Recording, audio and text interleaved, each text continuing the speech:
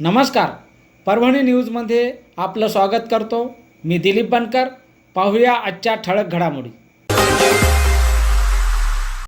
बघा, वारंवार मुख्यमंत्री देवेंद्र फडणवीस साहेब सांगताय की हे वर्ष अल निनोचं वर्ष आहे, म्हणून दुष्काळ या वर्षी पडणार आहे, म्हणून शेतकऱ्यांनी पेरणी करण्याची गडबड करू नये. दुबार पेरणी करण्याचं संकट शेतकऱ्यांवर येऊ शकतं, म्हणून पाऊस जेव्हा चालू होईल तेव्हाच पेरणी शेतकऱ्यांनी करावी ही विनंती मी परभणी जिल्ह्यातील शेतकऱ्यांना करते.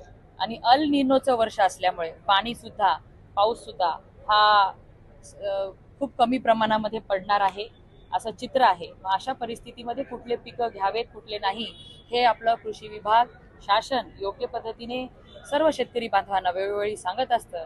या सगळ्या सूचना आपण ऐकाव्यात आणि त्या सूचनांच्या नुसारच शेती करावी ही विनंती मी आपल्याला. खतांचा मोठ्या प्रमाणावर तुटवडा शेतकऱ्यांना भासतोय. शेतकरी खत मिळेल का नाही असं शेतकऱ्यांना वाटतं. कसं नियोजन? बघा, कुठल्याही प्रकारची घाई गडबड शेतकऱ्यांनी करू नये ही विनंती आपल्या माध्यमातून मी शेतकरी बांधवांना करते.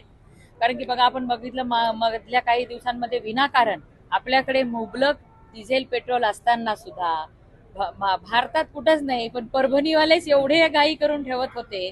त्या पद्धतीने खत योग्य पद्धतीने योग्य प्रमाणामध्ये वापरावं यासाठीचं योग्य नियोजन विभागाने केलेलं आहे. म्हणून शेतकरी बांधवांना भगिनींना पण विनंती करते की आपण कुठलाही चिंता करू नका. व्यापाऱ्यांनी दुकानांच्या बाहेर खताचा स्टॉक लिहावा शेतकऱ्यांची मागणी आहे. त्या दृष्टीने त्या सगळ्या सूचना व्यापारी बंधूंना दिल्या जातील आणि त्या सूचनेचं कडक पालन त्यांना करायला आपण भाग पाडूया.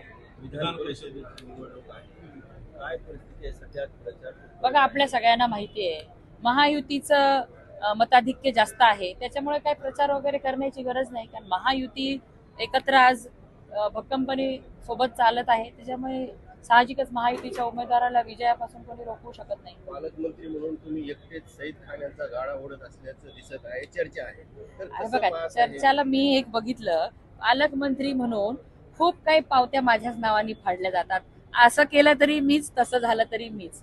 त्यामुळे आमच्या महायुतीचा निर्णय हा आमचे नेते मुख्यमंत्री देवेंद्र फडणवीस साहेब, उपमुख्यमंत्री एकनाथ शिंदे साहेब व राष्ट्रवादीच्या उपमुख्यमंत्री सुनेत्राताई पवार हे तिघं मिळून घेत असतात. म्हणून हा महायुतीचा उमेदवार किंवा कुठल्या पक्षाला ही जागा सोडावी, उमेदवार कोण असावा हे तिघांनी मिळून ठरवलेलं आहे. त्यामुळे आपण ह्या असल्या कुठल्याही गोष्टींवरती मेघना बोर्डीकरच्या नावाने पावत्या फाडणं बंद करावं एवढंच मी सांगते. विजय निश्चित आहे असं वाटतं. निश्चित आहे. महायुतीचं संख्याबळ तुम्ही बघा एवढं मोठं आहे, त्याच्यामुळे काय त्यात शंका नाही होणार. महाविकास आघाडीचा उमेदवार आहे, एक अपक्ष आहे, तरी सुद्धा महायुतीला कसं कॉन्फिडन्स आहे? महायुतीचं संख्याबळ आहे. महायुतीचे सर्व मतदार हे मतदार बंधू भगिनी यांनी ठरवलेलं आहे. महायुतीच्या आमच्या नेत्यांचाच आदेश आम्हाला पाळायचा आहे आणि त्या पद्धतीने ते दाखवत आहे सगळं सकारात्मक चित्र आणि ते दिसेलच आपल्याला निवडणुकीच्या नंतर. स्थानिक स्वराज्य संस्थेमध्ये सगळे विरोधात लढले, भाजप शिवसेना राष्ट्रवादी काँग्रेस सगळे विरोधात लढले, सगळे आपल्या मेहनतीवर नगरसेवक निवडून आले. तुम्हाला वाटतंय का आता की पक्षाचा आदेश मानतील? 100% मानणार. चला, ओके.